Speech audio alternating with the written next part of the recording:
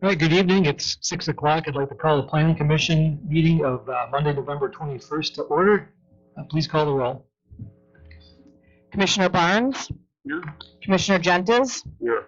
Commissioner Hawley? Here. Commissioner Bach? Here. Commissioner Stoker? Here. Alderman Stralchuk? Here. Mayor Nervin? Here. First up is approval of meeting minutes from October 17th. Move approval. Second. Motion and a second. Are there any comments, questions, corrections? Seeing and hearing none, all those in favor of approving the minutes, please say aye. Aye. Any opposed? The minutes are approved. First, we have a public hearing for North Shore Bank. The applicant is seeking a conditional use grant extension approval to allow for a 3,250 square foot bank. Previously approved almost 1 year ago to the day, November 22nd, 2021, for the property located at 11319 through 11333 North Port Washington Road. Move to go into public hearing. Second. Motion and a second. All in favor of going into public hearing, please say aye. Aye. You're now in public hearing. Is there anyone here this evening wishing to speak on this item? Seeing none, is there a motion to close public hearing? So moved. Second. Motion and a second. All in favor of closing public hearing, please say aye. Aye. We are back in regular session. Maybe a brief primer from staff on where we're at, and then we can see if there's any questions from the commission. Sure. Thank you, Mayor. This is a request for a conditional use grant extension for a 3,250 square foot financial institution with drive-through. Commission members may recall that they approved the original CUG and building site plan back in October of 2020 and then issued an extension back in November of 2021. This grant requires that the use commence or building permits be obtained within 1 year of the approval date. And at this time, the applicant is requesting an additional CUG extension. The applicant stated that they will not be making changes to the building plans. However, engineering has noted in the report that the Mequon water utility water connection policy was approved since the previous submittal and that the development must adhere to the policy. Thank you. Thank you. Any questions from the commissioners? Most of you probably voted for this a year ago. Some of us did, some of us didn't. I wasn't here. Any questions? If not, is there a motion? Motion to approve per staff's recommendations. Second. Motion and a second. Any further questions or comments? All in favor, please say aye. Aye. Any opposed? And that item passes. Next on to regular business. First up, we have Walter Buildings for Gierock Farms. The applicant is seeking a minor request approval to allow for a 10,800 square foot agricultural storage building on the property located at 10232 West Bonnewell Road. Thank you. All right, so the Plan Commission approval is required per code because the structure exceeds 1,000 square feet. The proposed pole barn will be 60 feet by 168 feet and a little under 28 feet tall at its peak. The proposed structure will have green steel siding and cream color steel panels for roofing as shown on the screen above. The east elevation is proposed to have a double sliding door. The west elevation will have 4 windows. The south elevation is proposed to have an overhead door and double sliding door. In addition to the doors, the south elevation will have polycarbonate panels near the roof line to allow some natural light through. 2 windows are also proposed on the north elevation. The structure is shown to be located behind the existing machine shed. Let me just quick grab that aerial for you. Cole, do you have anything to add to this? Nothing to add other than a green infrastructure plan, which is required on 5,000 square feet of added impervious for buildings, so pretty standard. All right, any questions from the commissioners? Pretty conventional pole barn on a farm, much like the other structures that are there already. I'd move approval. Seems like it fits the area and it fits the use, and glad to see farming continue in the city of Mequon. Second. Motion and a second. Any further comments or questions? Hearing none, all those in favor, please say aye. Aye. Any opposed? That item passes. That brings us on to Second agenda item in regular business, Tim O'Brien Homes. The applicant is seeking a setback waiver and specimen tree removal to allow for the removal of specimen trees for the property located at 12333 North Lake Shore Drive. Is Cole gonna start out? Yeah, this is kind of a complicated one, so I'll kind of walk through a few things to start off here and then pass it off to Mike to talk about the trees, since there's also engineering stuff involved in this one. So first off, I guess the applicant's applying for specimen tree removal on Lakeshore Drive for a single-family home construction. And then additionally, also with their placement of their home, they're also requesting a waiver to the wetland protective area, or you can call it a wetland setback, I guess. So those are the two applications. Kind of things that are tricky on this site are there's two wetland strips kind of surrounding the buildable area of this site. I don't know if you guys can see my mouse here, but one on the east and I guess, or pointer if that's easier. So one here and one here. Another concern on the site was the groundwater, high groundwater in the area, causing the applicant to propose a relatively high building elevation. And then other constraints are the elevations of neighboring properties, and then obviously the two specimen trees and other stands of trees on the site. So the first one is the groundwater on the site. The soil assessment report that the applicant provided indicated that the footings of the building were suggested to be almost at grade of the existing property. What they have shown is in this photo here, or this site plan here, is they're building pretty much at grade with their basement footings, and then an 8-foot basement and house on top of that, obviously. So that's where you're seeing this large grade change. The high groundwater was confirmed with the soil assessment report, like I mentioned. The report does also highlight that the basement can be lowered if other precautions in that report are implemented, like waterproofing the exterior wall and adding additional clear stone on the outside of the building foundation to allow better drainage. Second thing is the wetland protective area, which they are requesting a waiver from.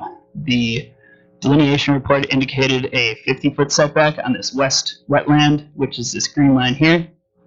Sorry, I should probably be using the pointer. Green line here is the 50-foot setback, and this one doesn't work anyway. And the 10-foot one on the east side is for this east wetland. The original plan here shown shows an encroachment of about 40 feet to 13.8 feet off of this west wetland, which is a pretty considerable encroachment. We would not actually be in favor of that large of an encroachment with this site plan. The alternative plan, which the applicant also provided, which we'll go to here real quickly, proposes the building outside of the 50-foot setback as well as the 10-foot setback on the east side. Also meets the side yard setback. And this one actually shows those two specimen trees as well. Staff is in favor of this placement on this plan here. And then real quickly, the last one, as you guys saw from those letters you guys had on your stand there, was the concern of the elevation with the neighboring properties. The elevations were about 2 to 5 feet higher than the adjacent lots with this proposed elevation in this building. Staff recommends a max yard grade of about 3 feet lower than this is proposed, and also at that alternative location. It's our opinion that it would also be easier to accommodate drainage with that elevation and placement, as well as fit with the grades of the neighboring lots. And we think that it would make the alternative more feasible with the wetland setbacks as great as they are. And I think I will turn it over to Mike for tree items. Before you turn it over, could you perhaps explain to the commissioners the difference between the two wetland setbacks and why the difference in length? I went back and read the ordinance. I think I understand it, but it might be helpful. Yeah, it is a little confusing. So basically we, if there's wetlands on a site, you have to perform a wetland delineation. The delineator provides a report, and based on the quality of those wetlands, so like the species they find, stuff like that, they'll actually indicate either, wide or narrow setback. Usually varies from like 10 to 75 feet, I believe. So this one's 50 because it's a higher quality wetland, and the east one is a lower quality, so that's 10. That's why they're different. Thank you. Yeah. Go ahead, Mike. All right, so the applicant is seeking removal of 2 specimen trees on site as well. The specimen trees on site, Nicole, can you pull up that survey? So I reference a tree survey on site. 23 and 27 are the 2 trees that are requested for removal. On the site, both plans on site have an issue with those trees. So in one site, if you can scroll to the first plan that they proposed. They're basically off the front kind of stoop area in between there. Yeah. So that's where they are on the first plan, and then I think you got a image of that second alternative plan where it shows them as well. In both scenarios, because of the restrictiveness of this lot and where those wetland setbacks are, I mean, in order to put a house in here, I think both of those trees would be in jeopardy of, either major root damage or just have to be taken down. In both scenarios, one of the trees actually ends up in the footprint. I think the first scenario, both trees are in the footprint of the house. You can see here that the second tree is not in the footprint of the house, but I think that's less than 6 feet in distance from where the back of the house is right there. And there's no way that a tree that size would survive. It wouldn't have any survivability, with this proposal. So I am recommending for the removal of these 2 trees, but kind of going on what Cole said, the elevation of the lot, it's important for me to kind of go through and say that there's a lot of trees on this lot in particular. So there's only 2 specimen trees, but I want to say there's 23 trees that also are specimen species correct, but don't meet the size requirements of specimens. But the reason that staff would be in favor of that second alternative is because it does preserve, I think, those 23 trees. I think 28 through 47 would be preserved if we go with that alternative, which also would preserve that kind of back line along that wetland. We had kind of a little meandering line. Like I said, I think the 2 that are proposed, if you can see on that map, 23 and 27 are the 2 specimen trees. You can kind of see there's like a definitive line between those trees and the rest of the trees in the back that I think those have a good chance of survival if we were allowing, that second alternative. The other concern that I had leading to what Cole had said is the amount of grade change if you would allow a full exposure in this. I'm afraid that there's going to be so much grade change in this area that you would impede on that backward line of trees, even if you would allow for the second alternative. I don't know how you can make up that much grade difference in this restrictive of a lot without impacting root zones. And so that's kind of why I'm leaning towards the recommending of the second alternative plan that was submitted. But it would recommend that the 2 trees be allowed to be removed in order to fit the house on the site. Okay, thank you. Are there any questions from the commissioners? I've got a couple, but I don't have to always go first either. Commissioner Strelchek. Just general questions. We've got the second preferred placement versus the first. in looking at the elevation lines, it looks like it drains back to front. Is that correct, that lot? Just slowly, it's It would- relatively flat, but, It's flat, but generally drains south to north, so it'd be up on this figure, Okay. yeah. I want to highlight for the residents that aren't here that, we did receive your letters, and I'm looking at the bulleted bold points, and I appreciate you doing so. So we have a place to go with your questions, and the biggest concerns are with drainage. So if we end up that we start on that path of design one with that elevation, I'm concerned about the drainage along with the residents, because you basically created a left to right, area in which it doesn't look like that drainage could proceed through the property as it was originally flowing off the property, and it would interfere and go into their property from there. So if we do end up on position one versus position two, I'd like to make sure that we take time to address that. Mike, are you comfortable with the two trees? I know when we end up and we're approving subdivisions and we've got a series of specimen trees on the lots, that we want to make sure that we don't just say that you can't remove it or you can remove one or two, because we really like to see what the resident or potential resident comes forward with, to see what we have and how we can best preserve what we're trying to preserve here. Are you comfortable with? Yeah, I'm comfortable. I mean, Version this lot is kind of an anomaly because it's really restrictive with where those wetland setbacks are, Right. and there's really not a good alternative placement. So in order to give them a placement at all, we'd have to consider taking those two trees down, given where their location is in either instance. Okay. It is a challenging site, I think, is probably a reason it hasn't been developed to date. It's pretty constrained. I did drive by the site today on my way to Home Depot, and it is indeed pretty flat in front. The neighboring property to the south has a lot of standing water in their front yard, and it does drain. You can tell it drains slowly south to north along the front of the proposed site. So I think that's some of staff's concern with the grading, and then if you build the site up too high and you grade that out and slope it, you're invariably going to end up with dirt in that drainage way in the front yard, and in the rear yard as well.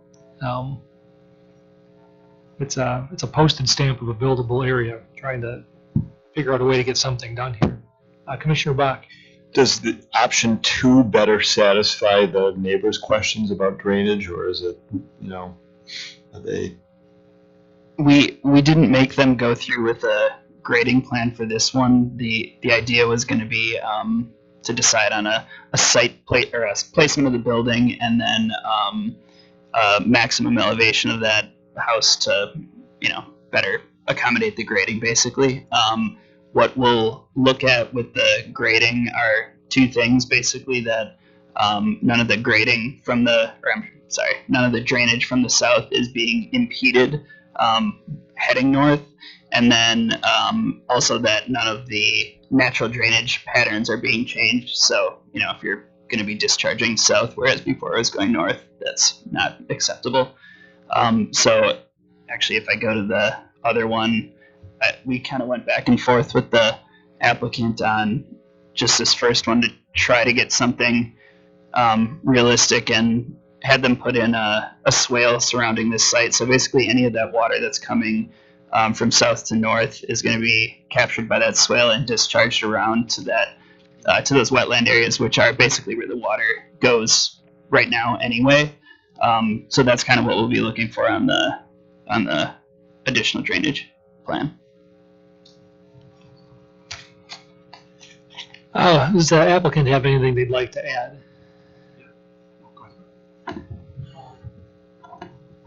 Yeah, get uncomfortably close.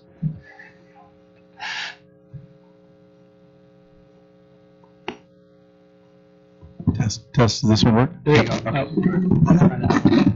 Well, first of all, thank you very much, Mayor and Plan Commission, for having us this evening. We're happy to be here and happy to finally be here after many conversations with the Plan Commission team and many conversations. So we're glad to finally be here to present to you. To my right is Mr. Pete Lane from Tim O'Brien Homes. Also here is the applicant, Mr. Lance Garrett Behind me is Pete's colleague, Laura Dressinger from Tim O'Brien Homes, and also Miss Elizabeth Garrett, the applicants as well. So we got the whole team here to answer any questions you got. So with that being said, there was a lot of discussion before about the very thorough review of all the issues at hand. Just to kind of take it a step back, in our opinion, there's really two issues here. One is the removal of the 2 specimen trees, and the second issue is the placement of the home. So we're basically in agreement with staff here that the 2 trees should be removed, and there's really no place to place the home on the lot without the 2 trees coming down. If the footprint's not directly over the 2 trees, it's right next to it, so the roots will basically kill the trees. So we're in agreement with staff, so as long as the Plan Commission's theoretically on board with that, that should be probably the lesser of the 2 issues. The larger issue, which is coming to light here, is where to place the home on the property. And as staff brought this slide before, this lot is very, very restrictive on where you can place the home. There's the wetlands on the west side of the lot and also on the east side of the lot. So no matter where you go, there are going to be issues with setbacks. You go too far to the left, to the west, too far to the east, too far to the south. So it's got to be placed somewhere within that home. And the reasons why we pushed it, or we have the house set forth on the first alternative to the left, Pete Lang from Tim O'Brien Homes can talk about the grading and the drainage and why we think that's the best for the wetlands themselves and the neighbors to the south and to the north. But before I pass it over to Pete Lang, I just want to say that I would urge the Plan Commission to, I guess, give credit to Mr. and Mrs. Lance Garrett for what I would call doing the right thing. These trees, what they've done, they've poured a decent amount of resources into hiring a tree surveyor, getting the delineation report. They've got approval from the DNR to put a driveway through the wetlands. They've hired counsel. They've talked to Tim O'Brien Homes. They've done a significant amount of research and effort, and they put a lot of resources into this and working with the plan staff on where to place a home. And we think that the first alternative is the best for, I guess, the neighborhood. So with that being said, Pete has a couple of comments regarding the drainage and why the first alternative is the best for this lot. Sure, thanks, Alex. Yeah, the primary consideration, this is a complex of constraints, so we're trying to fit into a whole bunch of limiting factors. The primary consideration for us as a home builder is the observed groundwater elevation on the site that says the footings for the basement are going to go essentially about a foot into the ground as it is. And we see this with increasing frequency on building sites where essentially you kind of scratch the surface, put your basement in, put your house on top, and then you have to fill around the building to create driveway and yard. Looking at the rear of the building being a full walkout exposure says we don't do any filling on that side, essentially. As you can see, the contour lines that surround the building exist around the front, around the left and right side, and there really are not additional contours in the rear. The reason for sort of crowding the wetland, I guess, this couldn't be, I guess, more backwards in that the west wetland needs 50-foot setback and the east one needs 10, and we're kind of asking to flip those, but the front of the building is where a significant amount of fill will be created in order to get a driveway up to the building, in order to get people up to the front door. We know that significant fill will happen there. We've lowered the garage elevation with respect to the first floor by 4 feet so that that driveway is not as steep, and again, not as much fill is required underneath it. That necessitates then the resident walks through the fire door into their garage, gets on a landing and steps down 5 or 6 steps to their garage floor elevation. We also are tapering the grade down to the right of the building so that essentially that front yard is about 4 feet below the first floor elevation in the front to try to minimize the amount of that fill. That said, if you look at the contours that kind of cross the driveway, 696, 695, 432, etc., moving the building to the east is going to compress those contours so that they're much more like the ones that you can see up against that east wetland, steepening the driveway and having us conduct fill activities closer and closer to a delineated wetland. Because we're not planning fill activities on the west side of the building, that's the reason for placement closer to the west wetland. We expect to disturb little grade on that side. However, we've got to build up the front yard. Pushing the home into the ground is pushing the basement into the water table. And anybody that watched the news in September of this year, water goes into basements. And so we're very cautious to avoid that situation wherever possible. Yes, our soils engineers report said, well, you can sort of push the envelope on that stuff. You can go lower and you can waterproof this, that, and the other thing.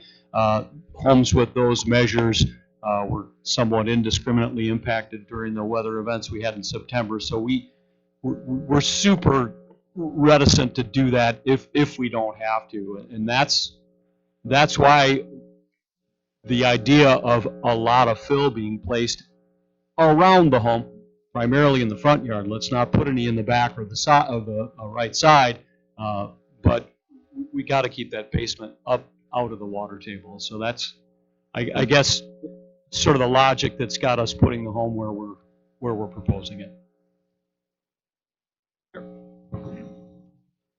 So thank you to the commission for letting us come in today and talk about our project. A couple other notes that I just wanted to add to this project that I don't think have already been mentioned. One is that we're building a finished basement to be able to accommodate our family. So it's very important to us that we're able to have a dry basement. We've paid for some extra things to help to ensure that. So we have a larger crock that's being installed than normal. And there's other things that we're paying for to help keep the basement dry. But it's really because we're putting a significant amount of money into finishing the basement right from the start. My son will be in the basement. We have a guest bedroom and an office in the basement. So it's really important to us that we're able to keep that dry. The other thing, the other day I came and walked the property and went and looked at the west wetlands and the east wetlands. And I can tell you that my feet got wet in the east wetlands. They didn't get wet in the west wetlands. So I'm not an environmental engineer. I don't know how they come up with the quality gradings of the wetlands. But I did take photos, and if any of us were to go walk the property now in the dark, you would notice that the west wetlands don't appear to actually be wetlands, where clearly the east wetlands are actual wetlands. As you move north on the property in the west wetlands, the neighbor to the north has an area just north of our west wetlands that very much looks like wetlands. But again, as the everything flows from the south to the north, it's my opinion that I think that the further north you go, the higher quality the wetlands become on the west side of the property. The last thing that I'll say is that we've been back and forth quite a bit coming up with the plans for this property. We had signed off on building the home with a partial exposure. We were ready to go, everything was finished, but based on the engineering request or the recommendation by Tim O'Brien Homes, they said based on the high water levels that we're recommending that there be an exposed basement. We didn't require it, we didn't demand it, nothing like that. We wanted to be able to build a house with a basement that was able to stay dry. It was their recommendation that this is how the home be built. The other aspect of this is that as we were going back and forth looking at this proposed location and option number 2, I said to Pete, which of those versions do you feel as objectively as possible can minimize issues with water and it is just best for the property and for the neighbors? And he felt that this location that we're proposing helps to do that. As you can see, there's more area for the water to run off and run off more slowly than if you try to move the house further east. I know I said that was the last thing, but there's one more thing. We also went through a change because we've been in this process for so long. We went through a change in our primary contact with Tim O'Brien Homes. We've been working on this project for a year now. So we went from one person to now getting to work with Pete. during that change, there was some items that, because we were so focused on the land, we weren't able to get Pete up to speed on in terms of what we've agreed on already with Tim O'Brien Homes for the build for the house. This plan is based on having an 8-foot height for the basement. The actual agreed upon plan that we have is for a 10-foot basement. So that's another factor as well. I think we also have a 3D version that we sent over to Cole, if you have that available, to be able to show for the commission, showing where there's actually these higher levels. As you can see, it's really just primarily by the front door there versus being the entire property. You have that available that you can show? Okay, got that one.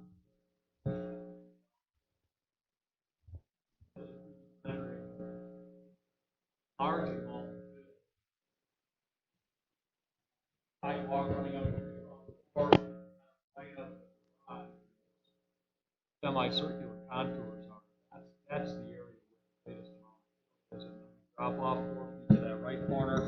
The garage itself drops all at once within the structure of the building. So yeah, I've got kind of a 3D rendering that shows not, when everybody says, oh, you're going to put your footings at grade and build your yard up around the house, people picture kind of a volcano effect, right? And then that immediately creates the impression, well, you're going to be shedding water in all directions toward all the neighbors. By lowering the garage and lowering that right corner of the building, really the steepest slope in this front yard is going to be right there adjacent to the building. Rendering. It's Cole McGraw. I'll send it to you here so you have it. I can't access my email. Commissioner Stoker. So I have a plethora of questions here. First off, you asked me with the basement. Is this going to be an 8-foot tall basement or a 10-foot tall basement? The agreed upon plan is 10 feet. What are we looking at here? That's 8. Okay. All right. I again, there's a lot going on here. I understand conceptually everything that's going on here. You throw 2 more feet on here, we need to see that. I can't approve this tonight without seeing that. I need to see it and understand it. I want to look at the grading plan. But before we get to all that, I need to understand our position on the wetland. Are we gonna? Is this an option or is this not an option? And I don't know if we can't. To me, if this isn't an option, then we have to look at the other one altogether. So what's your appetite for this location? I agree that this is probably the better location, but I don't understand the wetlands, how good this wetland is on the east versus the west. So if this isn't an option, then we got to go to Plan B. Sure. Planning Commission has in the past approved waivers to the wetland setback, a few in the past year even. Our thought was that this much of an encroachment we would not be in favor of. Typically, we've only seen, I'm just going to throw out like a third reduction in the setback, and usually we do that in. We would require like a no-mow buffer or long grass to sort of pre-treat that runoff before it gets to the wetland. In their case, they're already actually triggering a green infrastructure plan, so their runoff could be discharged to those devices that they already have to install, and then it's kind of pre-treated already going into the wetlands. So my opinion is that it's a very big change from what we have in our ordinance, and I'm not comfortable with that big of a reduction. What is your position about somewhere in between the two, pulling the house forward some, maybe not all the way? Yeah. Is that an option? I guess the 10-foot basement blows my mind. I'm struggling to understand that. I live in a home in Mequon that I went through standing water. I'm 4 feet. I got 3 commercial grade sump pump cracks and a whole house generator.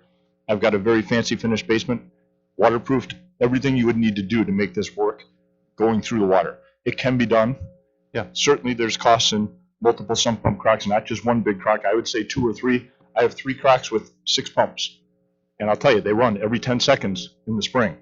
Got to have a whole house generator. Those of us that live in Mequon know the power goes out a lot in Mequon. Don't know why, but it does, especially West Mequon where I am. That generator has saved me 30 times in the last 4 years. So if you're talking a 10-foot basement, and I don't see retaining walls on here, without retaining walls, I don't know how you can think you can do this Yeah, drainage. So to address your question, Pete and I discovered this about 3 days ago. And it was during the transition between my working with another person, her being let go, she's not with Tim O'Brien anymore, and working with Pete. We've been so focused on the placement and other things, I didn't notice until a few days ago that this was an error. And I wanted to be honest and upfront about it. I don't want you to feel like I'm just springing this on you, but I do want to let you know. But are you going to build a home without a 10-foot basement? Are you okay with a 9-foot basement? Or is an 8-foot doable? Is it doable? I guess that's. So I figured that in our discussions that would be something that we would discuss here today. Our strong preference is to build the home as it's been planned. And I think in conversations with Pete, there's ways that hopefully we can do that and prevent water from running off into the neighbors' properties. I'd also show, if you look, the high point on the property is 693.2, which is on kind of the north and east side of the house. 699 is the highest point that they're putting in fill, which is 5.8 feet above the existing grade.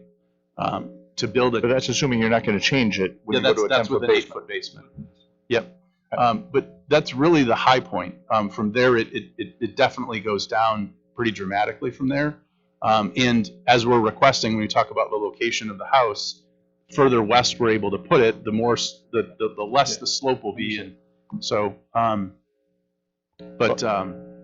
in terms of moving the house east, we've had discussions on that. I think that is room for negotiation on that to better observe the setbacks on the west wetlands.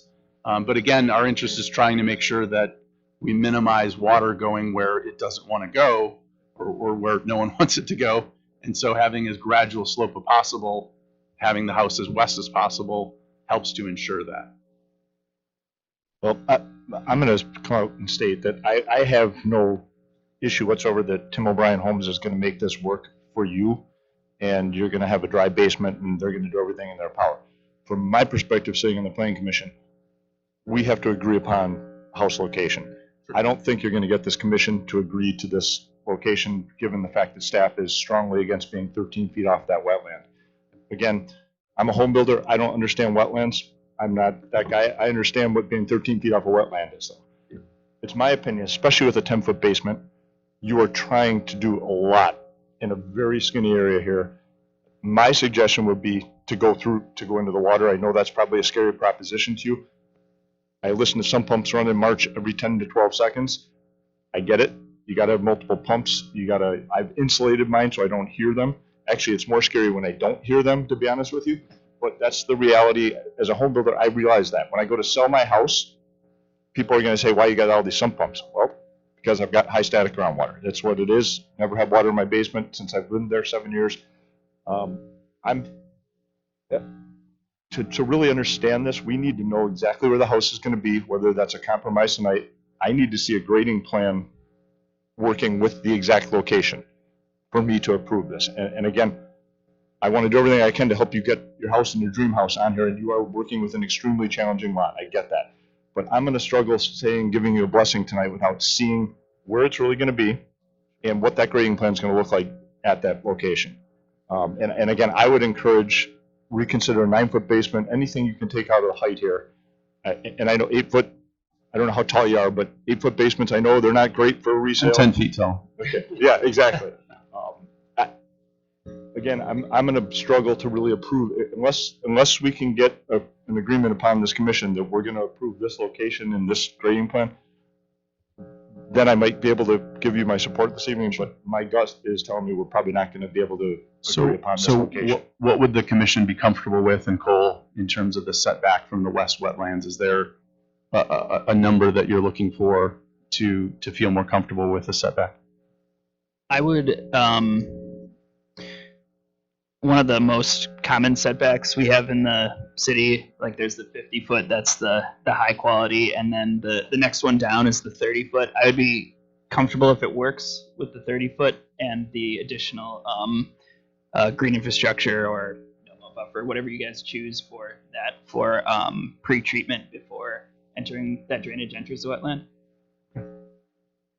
Yeah, and when we looked at this and talked through the scenario, I think the furthest that Pete felt comfortable moving the house to the east and still being able to have a reasonable grade was an additional 20 feet, which would bring us to 23 feet. 33. 33. You'd be at 33, so you'd be 3 feet You're beyond. what 13 they're now. asking. Yeah. The driveway slope, the front yard slope of that added fill to the west of the east wetlands is going to steepen there. That's going to sharpen that front yard grade, but I roughly calculated that we could probably shove about 20 more feet. You've obviously already conceded to dropping the garage, having 5 steps from the garage into the house. If you drop the garage another 6 inches, one of the questions I have is how are you getting from the driveway up to the front door? You're just gonna have steps Yes. up? So I Fine mean, with that. you know, the 20 feet you might be able to make up, keep the grade on the right the same by just going down another 6 inches. Yes, it's another step or potentially 2, which I know isn't an ideal situation. You may not even have room in the garage to add that many more steps. I don't know that without seeing the plan. But you've already come to the fact that you're going up and down stairs to get out of your house every time. Another step or 2 might, by losing the distance, you might be able to make that up with 1 more step from the garage into the house and actually from your driveway up to the front door. So I would be much more comfortable with you being 25 or 30 feet off that wetland than 13. And I'm not even a wetland guy. Trust me. I've been in the same fight with Mequon with you guys, but the reality is 13 feet is crazy close. Yep. So, Yeah. I don't know what the rest of the commission's opinion is. I'll let them talk about it. I think, and I'm sure you're in a hurry here, I would be willing to make a motion at some point, potentially, assuming the commission's good, that if staff is okay with what you present moving forward, that you're 30 feet away, that I could not see it coming back, but there may be other commissioners that may want to see it again. So, okay, I'll shut up for a while and let everyone else talk. Yeah, and thank you for acknowledging that we've done numerous things to try to minimize the impact. Yep. We did not just come up with a plan to say, let's just do whatever's perfect for us and to heck with anyone else. Like, I'm impressed there's a with lot what of you did. things that Really, we've done here. You've thought through it. I know it. So. Yeah. Yeah, I agree. This is gonna be residential someday, somehow. We gotta find the right way to do it. And maybe we can jockey the position around, but after observing it today, I know we think, like, the report says the wetlands of the west are higher quality, but it is actually more wet up front to the east. It's very wet. There's a stream that runs through. Correct, I yeah, have there's photos on my phone. There's actually a small stream that reservoir in runs the through there. neighbor's yard to the south and a culvert that drains at the north. And what we can't do is disturb that. So I know the wetland might have better grass growing in it, and it's the species are Pretty much, I think. higher value and more interesting than the ones in the east, hence Right. the greater value. So if 13 feet's a little close, but I think we can barter on that 50 foot and find the right spot to put it to minimize the impact. Commissioner Strelchak. I agree with what Commissioner Stoker said, and with him being a builder, he really put it pretty eloquently. Like, his goal is to say yes and why, to make sure that it works. And unfortunately, like, sometimes when you're building a home, like, I don't know that 10-foot basement's going to work out in this case. It might not be it's a great plan, but it might not fit the lot. And as a home builder, you definitely go through that. I sold new construction for a while. So I get it, and I understand the hurdles, and I've been through the hurdles with customers in the past. So, I personally would like to see the grading plan. There's enough concern about the wetlands and the drainage for the residents. We've also got a couple letters here just with some cursory basic questions on, like, how does this work and things like that. Me personally, I'd like to see this come back with an agreed on plan, with a grading plan, and then I'd like staff to specifically address just the drainage questions, whether it seems cursory for you and your everyday business and it's assumed to you. It's a really good peace of mind for the people that are taking the time to write these letters and ask these questions, that we just kind of go over them item for item, just to kind of highlight for residential knowledge. drainage is taken into an account. Engineering is part of the study. There is a reasonable assurance that this will work. If it's something that would fail, I don't know that city staff would approve it. And I also know that you've got a quality builder here, which doesn't want it to fail either. And the resident seems like a pretty great guy on initial meeting. So to get this neighbor in with a quality home that doesn't flood your yards would be a really great thing. So my preference is to see this come back. Just to summarize what I said earlier, I don't know what you have for schedule. Like, when are you guys hoping to dig? Yeah, so we've been delayed significantly already. We were supposed to be in front of the Planning Commission back in October. And I'd also share that we've been hit with increased costs. So in order for us to build the home that we had planned that would have been built, if we'd been able to come to the October Planning Commission, in order for us to build that now, we have to pay $26,000 more than what was fully agreed upon due to the increase in costs for materials. So I empathize with you, but I'm going to share with you that as it stands right here before me, the one that you're asking for without the staff recommendations, a no vote for me tonight. It's probably a no vote for another builder. And then the rest of the commission typically goes with what us two kind of lead when it comes with building their own minds and opinions, and they'll share that accordingly. But I don't see you. A table might be in your best interest, even though it might cost a little more to get the home kind of close to what you want. So what is it that we need to discuss to be able to come to an agreement today? Is it that the representation that we're showing here isn't in the location that we're agreeing to with the Not in the setbacks? location. I want the drainage addressed for the neighbors for the grading plan, per Commissioner Stoker's request as well. I think have we addressed the drainage already? Not with the home being moved. I want to see what that would look like. Okay. So to me, the difference if moving the house east would be that the grade lines would be closer to each other, but otherwise essentially the same. So that we're looking at a change in the grade coming off of the house. Well, Well, unless you change the height of the basement or you drop the garage further, that would have an I impact. think, there's a lot conceptually going on. We're moving the house. If the basement's really 10 feet, not 8, then we're mentally adding 2 feet to everything that's on the paper. And the staff report staff's already recommending, I think, a maximum elevation of 697 feet, which is roughly the same elevation of the house just to the south. Right. When you look at the grading lines that run through it on Ozaki GIS, I spent some time looking at GIS last night. So that'd be a 5-foot difference. So you could still have the 10-foot basement, but now it's, instead of that grade, it's 5 feet into the soil. Yep.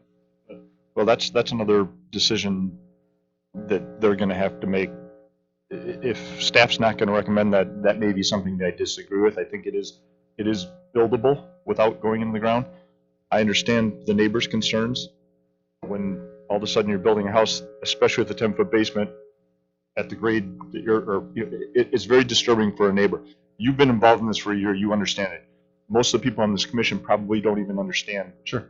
It's very hard to understand something like this. Yeah. The reality is, when I built my house, how many neighbors called Jack because I was 4 feet out of the ground? What's going on? Why are they building this house 4 feet above the road? This is crazy. Yeah. So a lot of people get a lot of concern. There's drainage concerns to begin with. I think it's fair. I would strongly recommend considering still going in the ground. If you don't, I would like to see the ultimate location with a grading plan per the 8 or 9 or 10-foot basement, whatever it is you decide to do, with the garage drop 4 feet, 4.5 feet, whatever it is you're really going to do. I'd like to see it, and I'd like to see it for myself.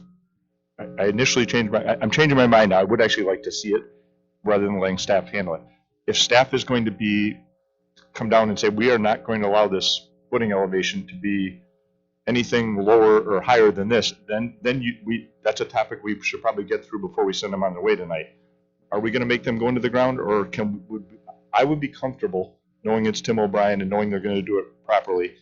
If they can show us that it's going to work with the 8, 9, 10-foot basement without going into the ground, I'd be comfortable. We'd still need to address the homeowners to the north and south, their concerns, and I think that's fair to them that we would answer their questions.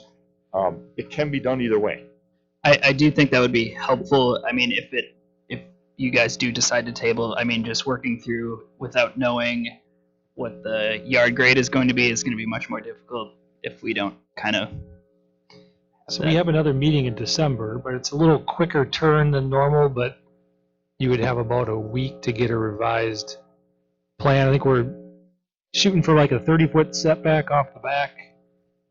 And that's, I mean, you can tell with the, if you just look at the elevations on GIS, there's maybe 3 feet of pitch in the backyard, south to north.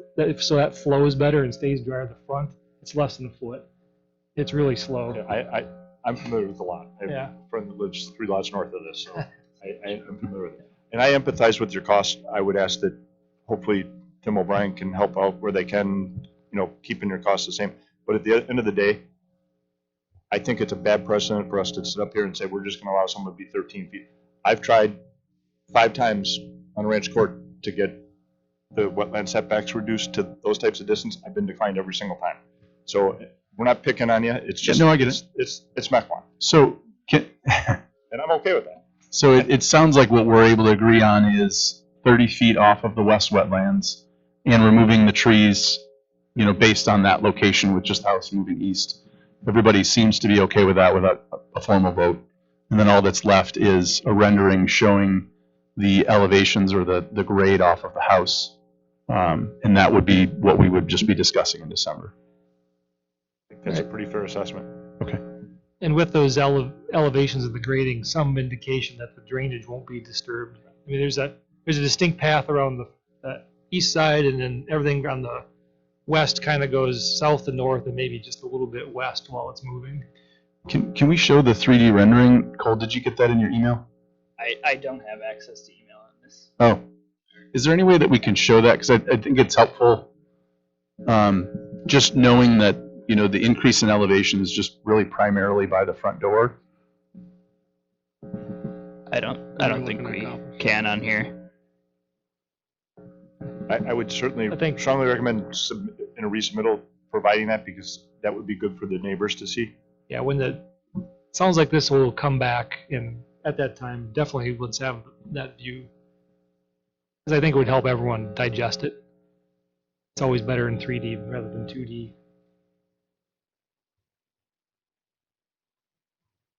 There a motion? The footing questions, did we answer that? Sorry? Did we answer the footing questions by staff? I'm looking at you, Cole, but What would you guys like to see out of a, I mean, if we restrict it to yard grade, then they can make the decision about the basement height.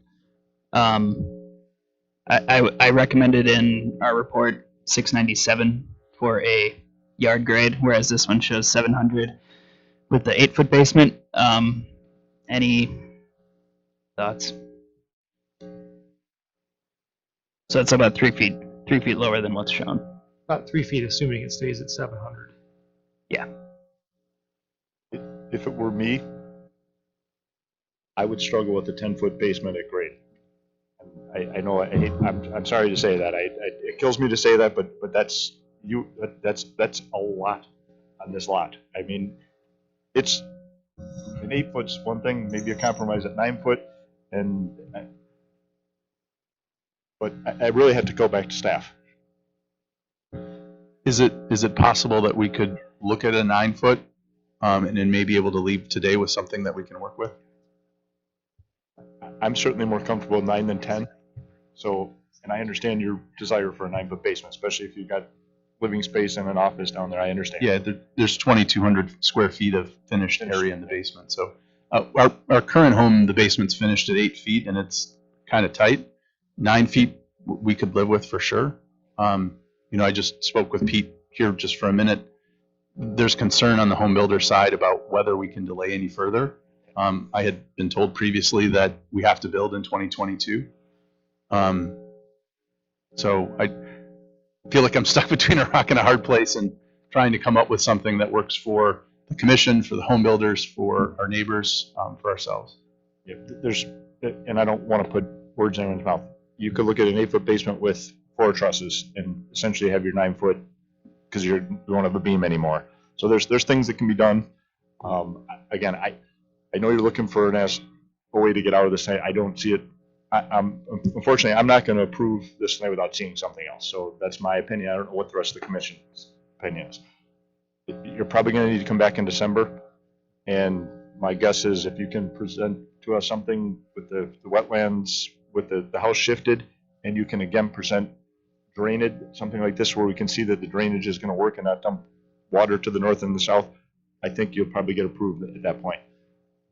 That's assuming Cole's going to be okay with them building at grade. On approval of a revised grading plan with the rear of the building 30 feet off the west wetland. Was that a question? I didn't hear the first part. I'm sorry. Well, conditioned upon staff review of a revised grading plan with the building 30 feet off the west wetland. I would be much more comfortable if we saw a grading plan at planning commission with final house grade, basically. So I think what we're asking for is a conditional approval. I would be okay with it. I would have no problem running into the city to look at it when I came in if that's beneficial. But we've got 9 other commissioners here, so I got to be done talking. What's the nature of the request? It's you asking for a conditional approval, So with yeah, a condition being that staff reviews the final product showing the 30-foot setback in the rear, and what else are we asking staff to? We want to understand we want to see 8 or 9 or 10-foot basement. We want to understand the grading associated with those. And a detailed grading plan. Yeah. With that. I don't know what the benefit is if we're coming back in December, that's so close. What's the benefit of a conditional approval? There seems to be lots of Well, questions. the conditional approval would allow staff to go review that. If we think that's where we're headed, then conditional approval would, assuming it's per staff's interpretation of what we're asking for, they would have the authority to sign off on it then. And if they didn't think they could sign off on it, then they would just park it back here in December anyway. But it would afford the potential to maybe skip another cycle in front of the commission. And December doesn't seem far off. We've been working on this for quite a while, and December makes a big difference for us. So anything that we can do, I'm not trying to pressure or anything. I mean, just like full transparency, that there's been a lot of delays, and we're in a tough spot if we can't get this approved very soon, or something approved. Any other questions from the commission, or is there a motion? Commissioner Jensis. Quick question for staff. Cole, what would you need, maybe you've answered this and I just didn't hear it, but what would you need to get yourself comfortable? You could report back to the plan commission, yes, this footprint, this location can work. I think that as much as anything, staff needs to be comfortable. So if you can clarify that for us, maybe that helps us get to a motion. Yeah, I guess to clarify, just we would basically just need to see an updated one of these grading plans, site plans with updated grades. Obviously, the only thing that I would say we would struggle with on our end is just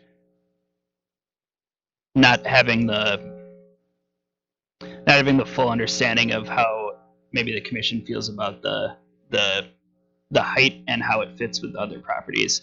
I mean, if drainage could work with this as it is. It's just how it ties into those neighboring properties and how that might look.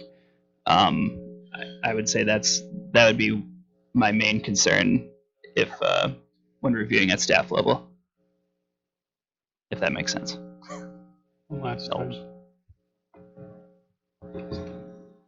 So the house to the south is at 697 now. The house to the north and a little bit to the east is like 695. Ish. 695 to the north, 698 to the south are the. Yeah, there was one that was higher, for sure. Really talking about exceeding those neighboring elevations just in the vicinity of the front entry. From a yard perspective, is my yard towering above the neighbors? I saw someone raise their hand in back, and we can, well, public input is always welcome. Normally you'd fill out a comment card, but if you'd like, you can come up to the podium and state your name and address for the record. I'm Kimberly Pons, 12323 North Lake Shore Drive. I'm the south property owner. I have submitted you a letter and I have some more comments based on what I've heard today. So I know Lance and his wife have been working very hard to get this done. And I know they've put in significant resources into this project, but we've put in significant resources on our properties as well. And I'm very concerned, when I look at those grading lines on this side, my driveway is right there, and my driveway is level with their property. So I don't see how you raise, that garage is raised from grade 4 feet, 5 feet, I'm not sure anymore. There's less than 20 feet probably between our driveways, maybe 30. I don't see how my property is protected. That's what I'm concerned about. And Mayor, you said you drove by my property. What you saw, that drainage pond, I know I've indicated it's more than double the size it was 2 years ago because we've lost all the ash trees. But if you walked up my driveway, you would see that land is wet too, in front of where my driveway is paved. So that's what I'm concerned about. I can't absorb any more water on my property, and I don't want an ice rink for a driveway in the winter. So I'm very concerned about that, since they're at the same level. And I'm kind of looking at this plan. There's risk. I read the report. There's risk that, going below grade, but it seems to me this plan is shifting the risk from you to the neighbors. Well, the grading plan shows that the water's not coming onto your lot. Okay. Understand? Maybe I can't read it. I understand. I can see where the lines are, and I can stand on my driveway and I look. I'm like, okay, what's Right, the way it's drawn right now, you don't have to worry about that. What I'm was not that? in it, the way it's drawn right now, you don't have to worry about that. I'm not an engineer, but I understand grading plans. Okay. That's why I'm asking. I want to see with the house where it's really going to be located. I want to see a new grading plan for that exact reason. Okay. Because my driveway, if you scroll understood. down to where the trees. Yep. My driveway is like right there. So that's my concern. Thank you. Yeah, and then you can see that the garage is at 696 and the existing grade is 693.2. So it's 2.8 feet higher. So.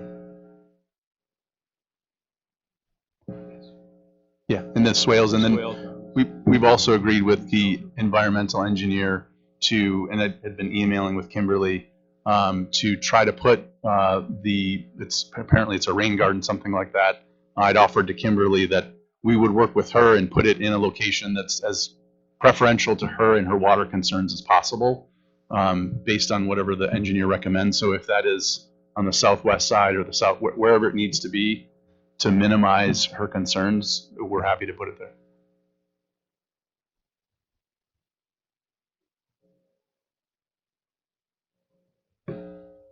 Is there a motion?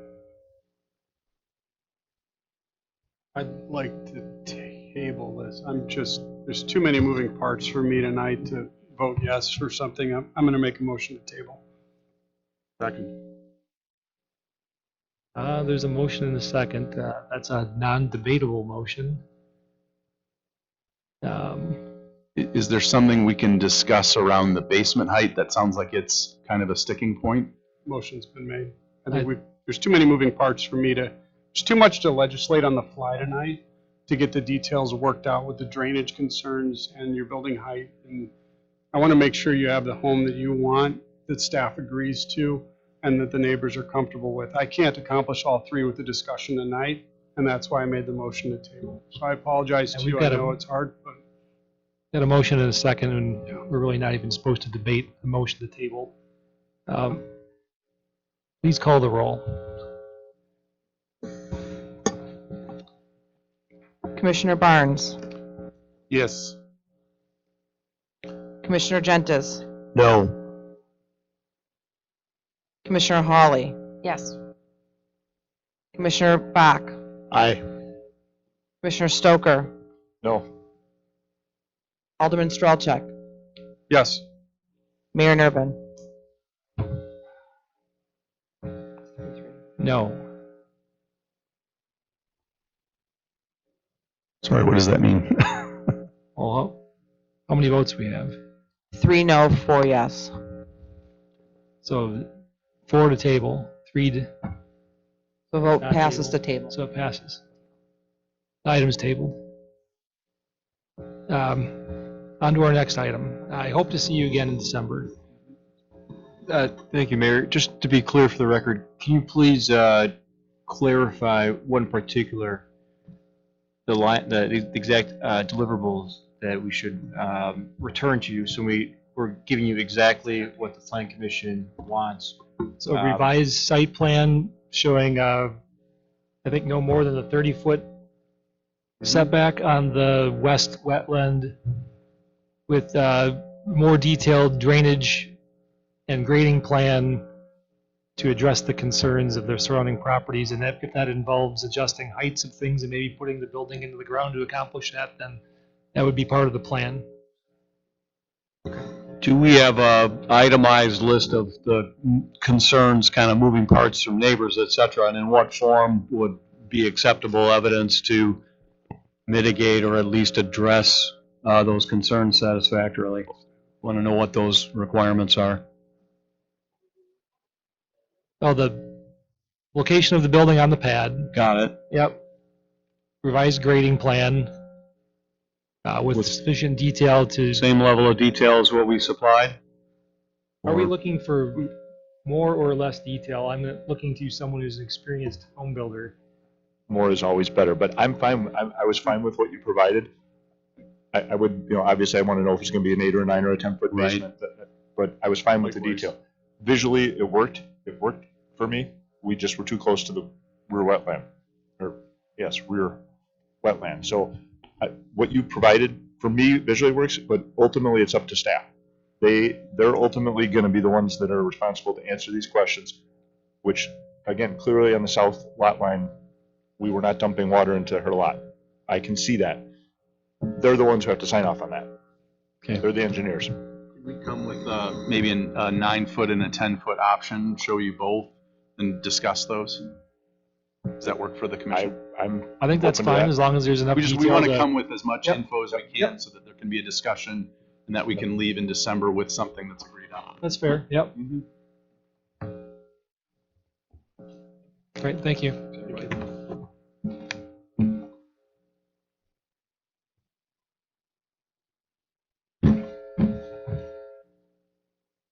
Next item is Prodigy Lighting and Sign LLC for Mequon, the Mequon Mobile. This applicant is seeking a minor request approval to allow for a sign waiver to allow for structures to be constructed around the gas pumps for the property located at 11210 Northport Washington Road. Lori, are you on for this one? I am on. Thank you. As you said, this is a proposal that includes painting the convenience store north and south elevation existing convenience store canopies, which, sorry, Cole took the laser pointer, so let me see if I can kind of point it out here with that little cursor there. Thank you. Awesome. When planning goes correct. So it's right through there. So they're also going to be doing installation of decorative structures around the gas pumps and canopy. The proposed structures will be used for display of additional signage, and then no changes were proposed for the car wash and associated structures. There are 4 types of red decorated structures proposed for the areas under the gas canopy. One of them is the wave, which is this right here. So there's 4 of those over 6 of the pumps. There's also blades, which you can make out right there and there. There's going to be 4 of those. A koala bear, which I love the name of. It's just these little things that are 3-sided and they go along the side of the canopy post. There's 6 of those, and then a number wedge, which will be attached to each canopy post. Each structure has multiple locations designated for signage. In total, there are 62 new signage locations proposed, totaling over 137 square feet of signage. Staff feels that the proposed structures and change in canopy color will add visual interest to the site. However, staff has several concerns about the number of proposed signage associated with the proposal, the color choice of the canopy, which was proposed as red, and lack of proposed changes to the car wash's associated structures. Right now, the car wash structures are yellow, so that's not really keeping in with the theme. Staff recommends that the Qualis structure not be approved and the signage to be limited to the following: 2 1.84 square feet logo areas located on top of each wave, 2 1.84 square feet logo areas located on the largest space of each blade. Each wedge may hold 3 numbered decals to indicate the fuel pump number. While the proposed color changes to the convenience store canopies will match the red of the proposed structures, staff feels that this might be too much red for the site, a little too flashy. And therefore, staff recommends that the color match the blue found in the ExxonMobil logo. The existing car wash, Pace Center, and touch-free car wash canopy, we would like to recommend that these be also painted blue to match the convenience store canopy and ExxonMobil logo. In addition, staff is recommending an easement along the west property line and corner of Mequon Road and Port Washington Road to allow for future improvements as part of the Port Washington Streetscape project, which is in its very early phases. Mayor? Thank you. Any questions from the commissioners? There's a lot going on this item, but is there anyone here from representing the applicant? Please come up and. Are you the applicant or representing the applicant? I'm the sign contractor. Okay, please take a seat. You don't have to sit at the podium. Yeah, you get to sit down.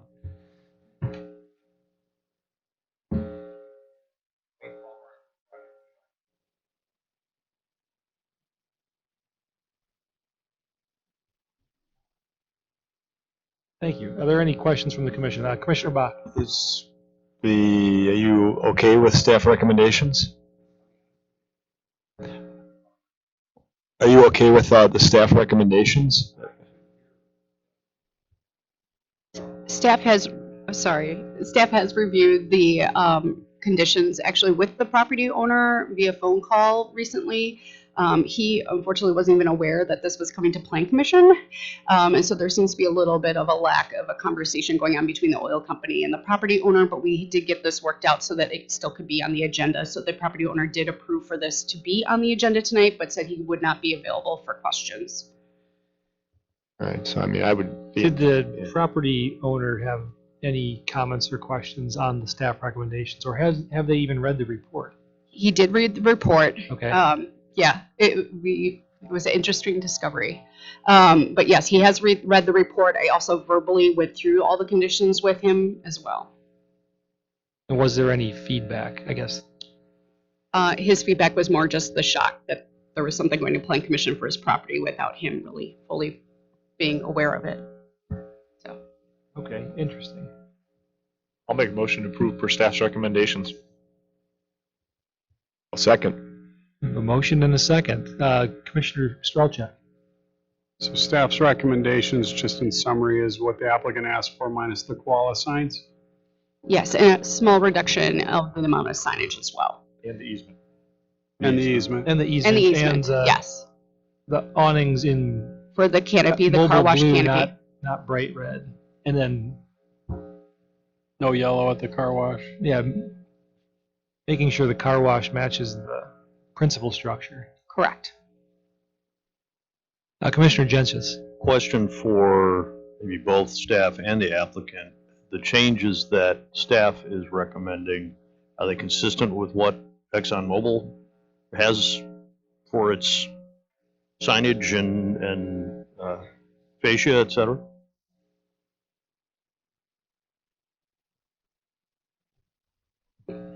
You were on the email, Wade, as well as the property owner.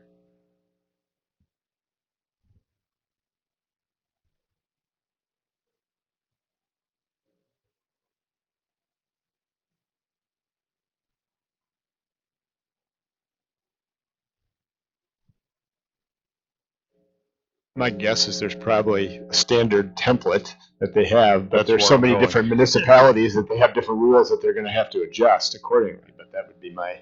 Correct. And just to let you know, too, that we have another setup like this at the corner of Wauwatosa Road and Mequon Road. They've also installed the same structures on it With signage. with signage. Consistent in the manner in which we're approving this one. No, in fact, that one, we for some reason, did not understand the amount of signage that was going to be included on those in that proposal. And so that's why this is being handled in a different manner. Okay. This is the new look for mobiles across the country. Correct.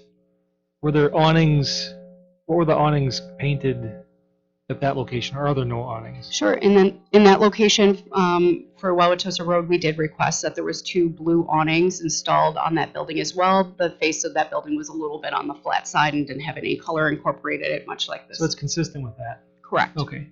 That's important for us to understand too. Sure. Okay, well, we have a motion and a second to approve the staff's recommendations. I'm assuming that if we pass it and applicant here doesn't agree with the recommendations, otherwise they will come back. That's my thinking. Okay. Motion and a second. Is there any further discussion? All those in favor, please say aye. Aye. Any opposed? Okay, that's passed as per staff's recommendations. Thank you.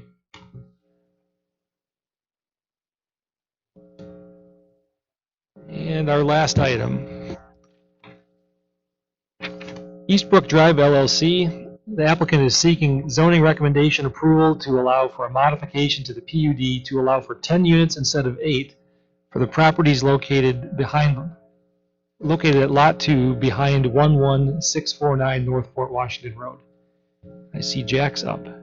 Yes. Take it away, Jack. So this is a request to rezone the existing PUD, which I will show you in a second. Let me just clear out some of the stuff on the screen. So some of you may recall back in 2018, this land, and I guess I'm going to show you kind of where this is at, just so you understand. So this is Lexington Square right here in this location, and these are condominiums from Eastbrook behind them. This area right here was originally meant to be phase 3 of this office park. In 2018, they requested a rezoning of this land to a residential with a maximum number of units of 8. There was 2 3-unit buildings and a 6-unit building, which I have a picture for you right here. So this basically was what was originally approved in 2018. 3 units along this line, 3 units here, 2 units here. There were several other conditions that were part of the PUD that were not in place because the applicant didn't go forward with the request. So the current request is to change the number of units from 8 to 10 units, and these will be all side-by-side units, which is more consistent with the character of the area. I'll bring up that plan in a second. So the changes that we're looking at from the 2018 plan include, again, 4 units up here, 2 buildings, 2 building here, and then there's also small, like a maintenance garage in this location here. So the density meets the code requirement for the district, which would be about 11 units. So they're still underneath the required density of the R6. They meet all the conditions of the PUD as well as the R6 base zoning. There's one exception. They're requesting 15 feet between buildings. The previous approval was 30. That's kind of a holdover from our days when we didn't have city water. Building code allows you to go down to about 10 feet for fire separation. So 15 feet, we're supportive of that. There are a couple of things that we kind of dealt with last time that we didn't fully address, which was resulting in some of the access changes. So one of the engineering requirements is to shift this driveway a little bit further south to keep it away from this median area. And there's also a plan in here that I had a conversation with our city engineer, rather spirited conversation at times. I was trying to save some of these trees that are located in this area. Right now, they're showing one entranceway here with a frontage road basically to serve this unit. There is this is the access point for Astor Woods right here, so there is a little bit of an intersection there.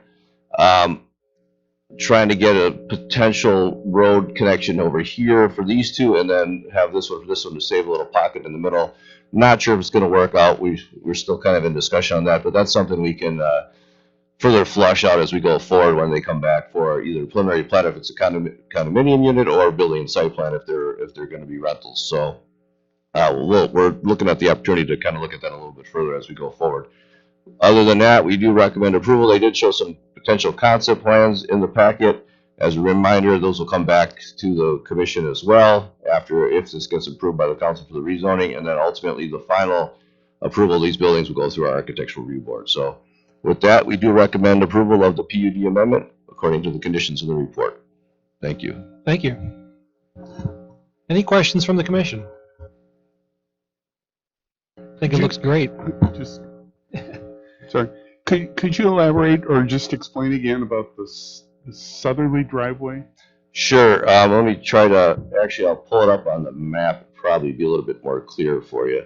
So there's a median right in this look. It's under, you can't really see one of these, but there's a median coming here. The driveway locations here, engineering has a concern about a little bit of a conflict point for cars flowing in each direction. So they wanted to shift it down off that median. So it's in roughly this location here, about 50 feet over to the south.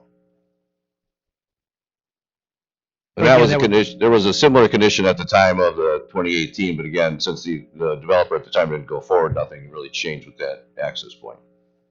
So the discussion then is showing something a little different than what we're seeing. Well, no, they're actually showing their plan is similar to what was shown back in 2018, but again, there was a conditioning even of that plan to relocate that a little bit. So we're just looking to move that a little bit, and we could flush to go through those details. This is to consider the rezoning, and the site plan will come back. Yeah, this is later. concept plan, so we can make tweaks to it.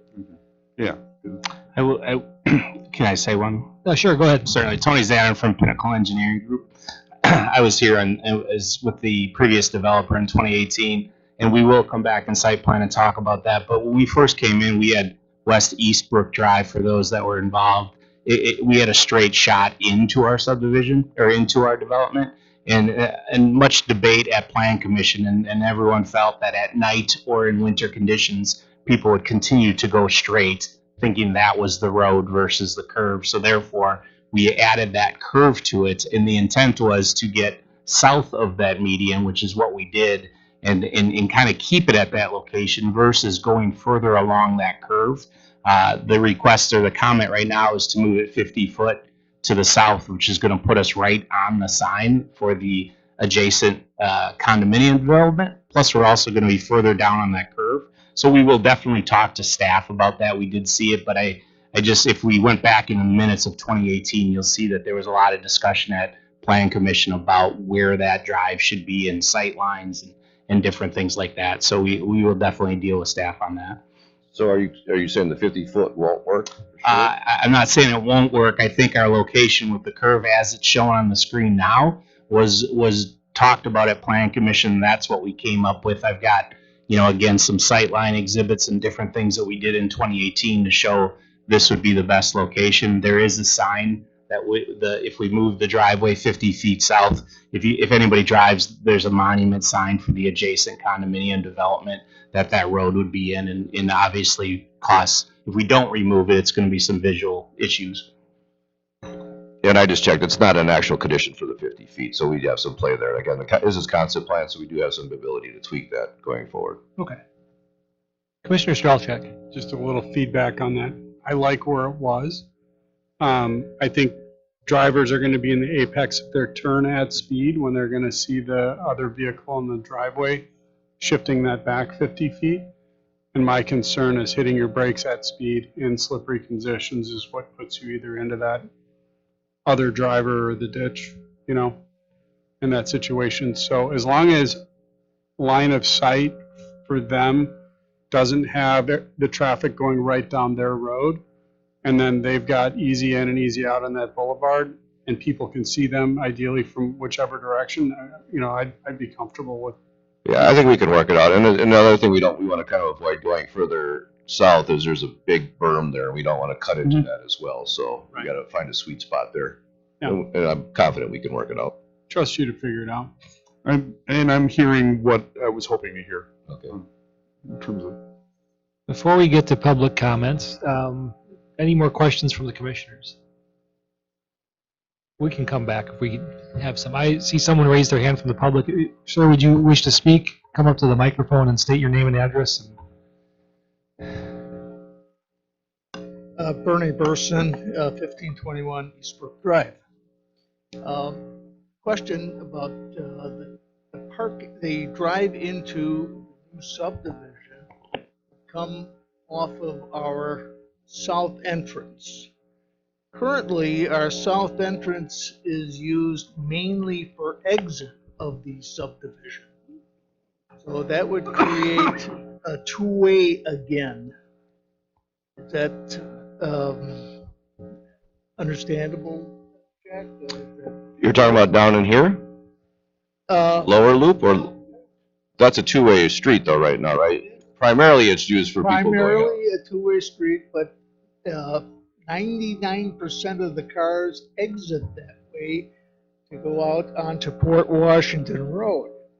They come in on the north road, which has got the stoplight, and we exit basically on the south road. Yeah, I think that situation will continue for the development here. These residents will come out and leave this way. They'll come back in this way, but they won't go any further this way. So I don't see anybody going further west along that road.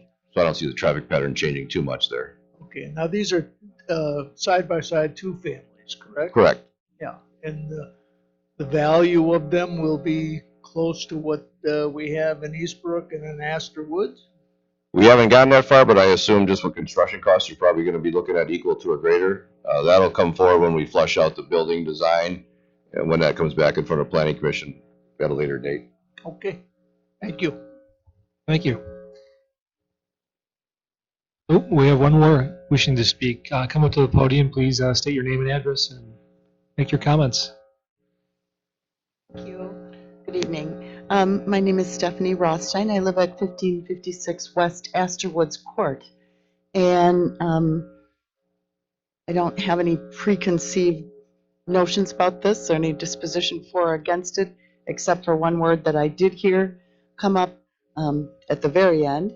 And I'm assuming that this will be addressed later on when you talk about zoning for this property.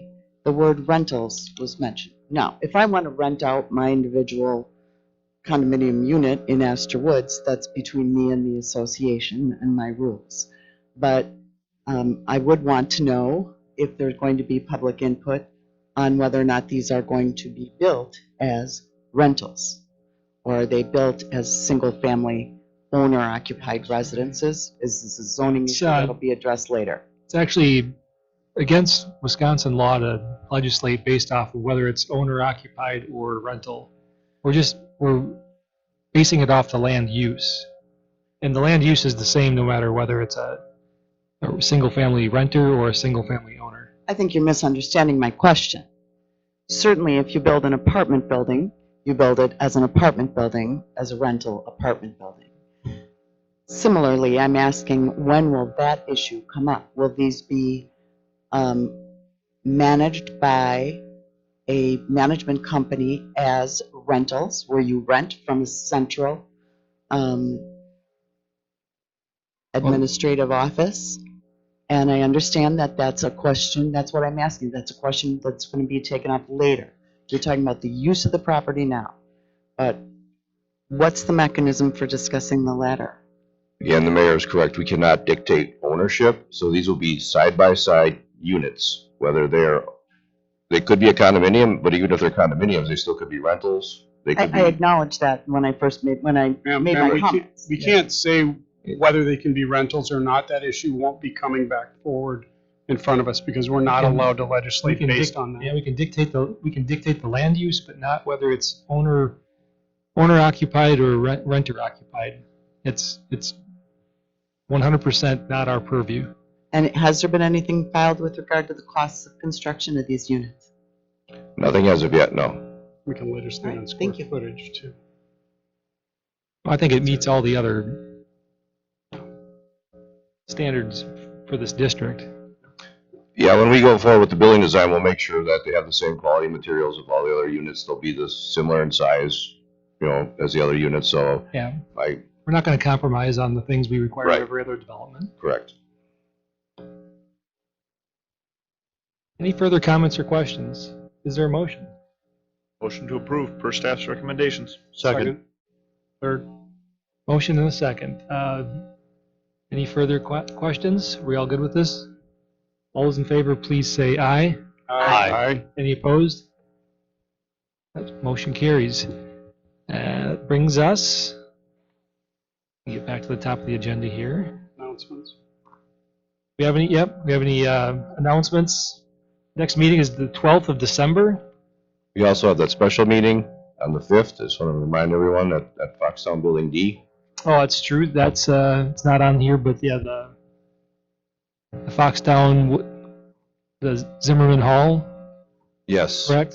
Seven. Along the train tracks on the Yes. 5th. What's that? 7th? 7th, yes, correct. Yeah, 7th. the Wednesday. Okay. We'll send you out another reminder email. It is on Wednesday, so it would be the 7th. Thank you for that correction. Okay, that brings us to item number 5. Is there a motion? Motion to adjourn. Second. Motion and a second. All in favor, please say aye. Aye. We're adjourned. Thank you.